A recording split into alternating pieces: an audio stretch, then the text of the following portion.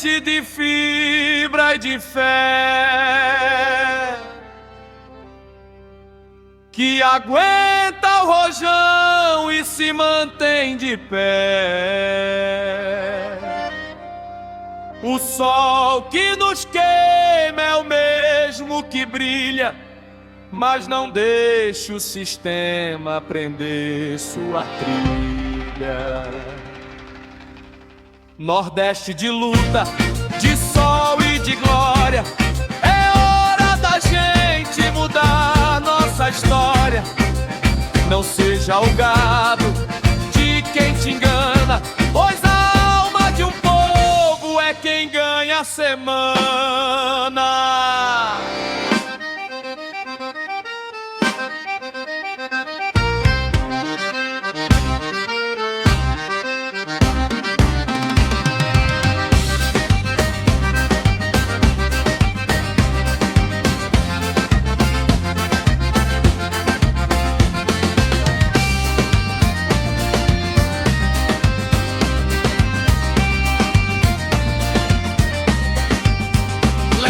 Olhar, tome a rédea na mão. A voz da verdade é o que salva a nação. Não aceite o silêncio, não aceite o cansaço. Vem com a gente na luta, num só forte abraço. Tá começando a Acorda Nordeste, o canal que percorre cada estado desse nosso chão. Pra falar a verdade que o sistema esconde. Se ajeite aí, que a prosa hoje é pra despertar a consciência.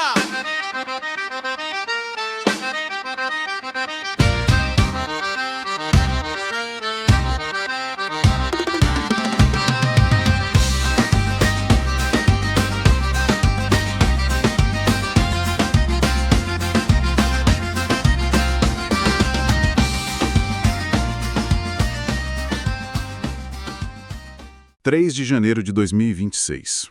A notícia simplesmente cai como uma bomba. Uma bomba. Nicolás Maduro, o presidente da Venezuela, foi capturado em Caracas por forças especiais dos Estados Unidos. E levado para ser julgado por narcoterrorismo, né? Exato. É o tipo de manchete que, assim, para o mundo. Mas a nossa análise de hoje, ela começa bem longe dali, a milhares de quilômetros, em Salvador, na Bahia. Interessante. O material que a gente tem aqui é o roteiro de uma reportagem de campo feita lá. E ela não começa, sabe, num palácio do governo. Começa na frente de um hospital público. Um hospital que demorou muito para ser construído, pelo que eu li. 15 anos para ser concluído. E é a fala de um morador que o repórter registrou que dá o tom da nossa conversa. Ele pergunta: será que faltou dinheiro ou faltou vontade? Uma pergunta simples, mas muito poderosa. E essa pergunta lança a nossa missão hoje. Seguir esse rastro do dinheiro, das decisões políticas, para entender como a captura de um líder, lá em Caracas, pode ter uma conexão visceral, direta, com a vida de um cidadão em Salvador. Decifrar essas conexões, né? As alianças, o uso do dinheiro público. E como essas escolhas de alto nível impactam o dia a dia, certo? Vamos começar pelo evento em si, então. Uma operação militar dessa magnitude. É quase inacreditável.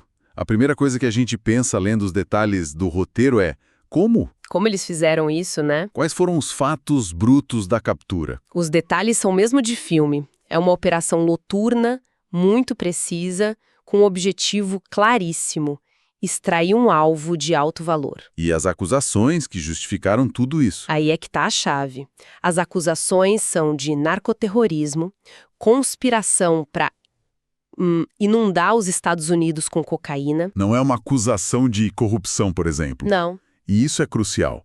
Não é corrupção, não é violação de direitos humanos que poderiam ser vistos como assuntos internos. A acusação de narcoterrorismo é o que, na visão de Washington, muda tudo. Transforma o líder de um país numa ameaça internacional. Exato. Borra completamente as linhas da soberania. É quase como se eles tivessem mudado a classificação do alvo, de chefe de Estado para para chefe de uma organização criminosa transnacional. Perfeito. E essa reclassificação, ela se apoia num precedente histórico que o material faz questão de destacar. O caso do Manuel Noriega, lá no Panamá, em 1989. Ah, sim. O que é fascinante é que não é só a raridade do evento, mas é que parece existir um manual para isso, por mais controverso que seja. É um ato que bagunça completamente as regras do jogo diplomático, né? Totalmente. Aquela ideia de que ninguém pode se meter no meu país fica em xeque quando uma acusação desse calibre entra na equação. É uma jogada de força que redefine o que é possível no cenário global. E essa operação, claro, não aconteceu no vácuo. Tinha toda uma história de tensões, mas a reportagem que a gente está analisando foca muito na teia de alianças que sustentava o regime venezuelano. E é aí que o Brasil entra de forma central na história. Exatamente. O repórter lá em Salvador, ao tentar entender por que os recursos para obras locais eram tão escassos, ele começou a investigar a relação do Brasil com a Venezuela nas últimas décadas. Sim, e essa investigação levou ele a um nome que aparece o tempo todo nos documentos, nas entrevistas: o Foro de São Paulo. Certo. É fundamental entender, como o roteiro detalha bem, que o foro não era só um clube de debates de fim de semana para partidos de esquerda. Então não era só um encontro para um café e alguns discursos. Muito mais. A análise aponta para a existência de comissões temáticas que discutiam, por exemplo, estratégias conjuntas de comunicação. Para quê? Para rebater críticas na imprensa internacional e táticas para defesa mútua em organismos como a OEA, a ONU. Era um mecanismo para criar um bloco coeso, sabe? Onde um governo defendia o outro diplomaticamente. Entendi. A relação entre os governos do PT no Brasil e os regimes de Chávez e Maduro na Venezuela não era só de afinidade. Era uma aliança estratégica, forjada e azeitada nesse espaço. Não era só ideologia, então, era poder. Era sobre poder. Entendi. Então essa parceria estratégica, esse bloco de poder, não se sustentava só com um discurso. Precisava de um motor financeiro para virar realidade. E esse motor, segundo a investigação que guia a nossa conversa, era abastecido com dinheiro público brasileiro, certo? É aí que o BNDES entra na história de uma forma avassaladora. Sim. E é aqui que a discussão deixa de ser abstrata e ganha contornos muito dramáticos. Os números que a reportagem levanta são impressionantes. Bilhões de dólares, né? O material fala de bilhões de dólares em financiamentos do BNDES para obras de infraestrutura na Venezuela, de estaleiros a linhas de metrô, projetos agrícolas. E a reportagem faz uma conta que é chocante. Ela pega o valor de um empréstimo específico para a construção de uma linha de metrô em Caracas. Uma linha que, aliás, acabou superfaturada e nunca foi totalmente concluída. Exato. E compara esse valor com uma necessidade urgente no Nordeste. Esse mesmíssimo valor seria suficiente para duplicar os 200 quilômetros mais perigosos da BR-116 na Bahia. Um trecho que o próprio material chama de o Corredor da Morte. O Corredor da Morte, pelo número de acidentes fatais. Uau! Quando se coloca nesses termos, a escolha se torna... brutal. Brutal. Deixa de ser um debate sobre política externa e vira uma questão de vidas. De um lado, um metrô inacabado em outro país, do outro, uma rodovia segura em casa. Exato, e esse é o ponto central da controvérsia. A análise não questiona a existência de financiamento para exportação de serviços, isso é uma prática comum. Certo. O que ela questiona é a prioridade à falta de transparência. Para o cidadão comum que paga imposto e vê a precariedade da infraestrutura ao redor, fica a pergunta: qual foi o retorno para o Brasil? Sim. A narrativa que se construiu e que a reportagem explora é a de que o BNDES se tornou, em certos momentos, um braço financeiro da política externa ideológica, onde o critério para liberar o dinheiro não era puramente técnico ou de retorno financeiro. Mas sim de alinhamento político. Exatamente. É uma acusação muito forte. Diante dessa captura e de todo esse histórico, a reação do governo brasileiro atual, do presidente Lula, foi de crítica à operação americana. Classificou como uma violação da soberania. Isso. Mas a fonte parece sugerir que essa reação é mais complexa do que uma simples nota de repúdio, não é? Sim, porque ela expõe uma tensão muito profunda dentro do próprio Estado brasileiro. De um lado, você tem a tradição do Itamaraty, a diplomacia profissional. A diplomacia de carreira. Isso, que defende de forma quase dogmática o princípio da não intervenção e da soberania. Para eles, abrir um precedente como esse é perigosíssimo. Porque amanhã pode ser com qualquer um. Exato, amanhã a vítima pode ser qualquer outro país, inclusive o Brasil. A fala do presidente se alinha perfeitamente com essa doutrina. Mas existe o outro lado da moeda. Exatamente, o roteiro da reportagem contrapõe essa visão, com entrevistas Com quem? com membros da Polícia Federal e das Forças Armadas que atuam na fronteira norte. Para eles, a Venezuela tinha se tornado um narco-estado, uma base de operações para facções criminosas que desestabilizavam toda a região amazônica. Tráfico de drogas, de armas. Garimpo ilegal. Na visão desses agentes de segurança, o problema já tinha cruzado a fronteira há muito tempo. Não era mais um assunto interno venezuelano, sabe? Entendi. Então a reação oficial é uma, mas a realidade no terreno, para quem lida com as consequências, é bem outra. Não é uma discussão simples de certo e errado. E essa queda do Maduro, que era uma peça central nesse tabuleiro, deve gerar um efeito dominó na região, imagino. Sem dúvida. O material argumenta que a prisão envia um recado muito claro para outros regimes autoritários que dependiam dessa mesma rede de proteção político-financeira. A sustentação mútua era um pilar de sobrevivência para eles. Era fundamental. Sem a Venezuela como essa âncora econômica e ideológica, esses governos ficam muito mais vulneráveis a pressões internas e externas. E para a política externa brasileira? É um momento de reavaliação forçada. Como se relacionar com esses vizinhos agora? Ignorar, pressionar, ajudar? É um novo jogo e as velhas estratégias talvez não sirvam mais. Então a gente viajou de uma operação militar em Caracas, passou pelos corredores do poder em Brasília, mergulhou nas planilhas do BNDES. Vamos voltar para onde nosso repórter começou a história toda. À frente daquele hospital em Salvador. Certo. Como a gente conecta todos esses pontos e mostra que isso não é só coisa de político? A conexão é a parte mais poderosa da análise. Ela se materializa num conceito que é o custo de oportunidade. Que é aquilo que você deixa de ganhar ao fazer uma escolha. Exatamente. A aliança política, fomentada no Foro de São Paulo, levou a uma decisão de política externa. Tratar a Venezuela como parceira prioritária. Ok. Essa decisão, por sua vez, justificou uma escolha econômica, direcionar bilhões em financiamentos públicos via BNDES para lá. E esse dinheiro não nasce em árvore. Ele vem dos impostos pagos por todos, inclusive por aquele morador de Salvador. Precisamente. E cada bilhão de dólares enviado para financiar uma obra no exterior é um bilhão que não foi usado para sanear uma bacia hidrográfica. Duplicar uma rodovia ou construir hospitais no Brasil. Exato.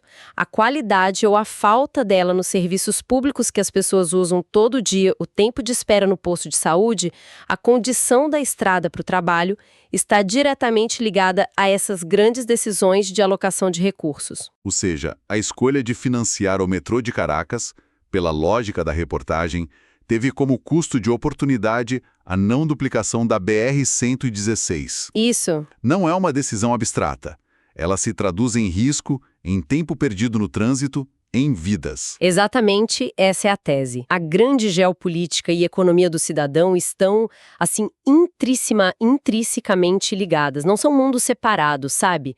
As decisões tomadas em Brasília com base em alinhamentos ideológicos internacionais têm um impacto concreto e mensurável na calçada de Salvador. E é isso que transforma a notícia da prisão de Maduro de um evento internacional distante e um assunto profundamente doméstico. Resumindo nossa conversa, então, a gente partiu de um evento histórico, a captura de Nicolás Maduro em janeiro de 2026. Isso. Desvendamos a conexão com o Brasil através de alianças políticas estratégicas, consolidadas em espaços como o Foro de São Paulo. Certo. E o ponto crucial, mergulhamos num debate sobre o uso do dinheiro público, ilustrado pelo contraste chocante entre os financiamentos externos do BNDES e as carências urgentes de infraestrutura aqui dentro, especialmente no Nordeste. O material que a gente analisou foca brilhantemente no fluxo de recursos e nas alianças que mantiveram o regime de pé por tanto tempo. Mas se a gente quiser olhar para o futuro, uma questão provocativa que fica é: O quê? o que acontece com as redes de influência e os vastos ativos financeiros e políticos que esse regime espalhou pela América Latina? A queda do rei não significa que seus generais, seus tesouros escondidos e suas operações simplesmente desapareçam. Interessante. Agora começa uma nova fase, uma espécie de caça ao tesouro geopolítica. Quem vai desmantelar essas estruturas e quem vai tentar cooptá-las para um novo e complexo jogo de poder regional? A queda de uma peça tão central não é o fim do jogo, então. Na verdade, pode ser só o começo de uma reconfiguração completa do tabuleiro.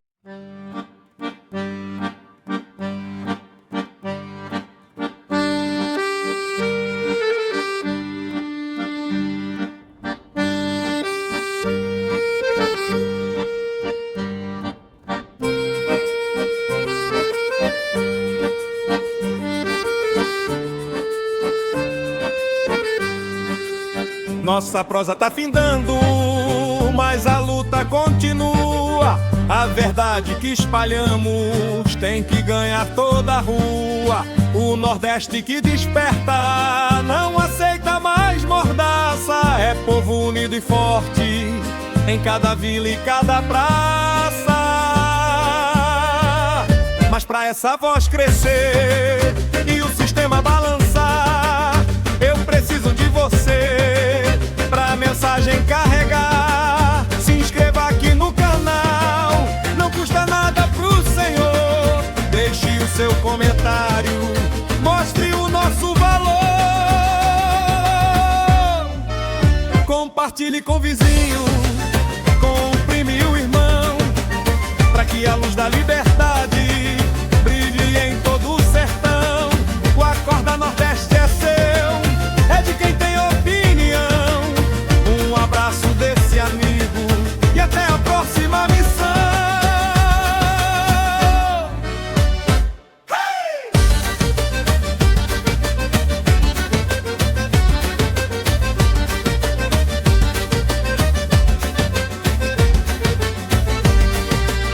Nossa prosa tá findando, mas a luta continua. A verdade que espalhamos tem que ganhar toda a rua. O Nordeste que desperta não aceita mais mordaça. É povo unido e forte em cada vila e cada praça. Mas pra essa voz crescer e o sistema balançar, eu preciso de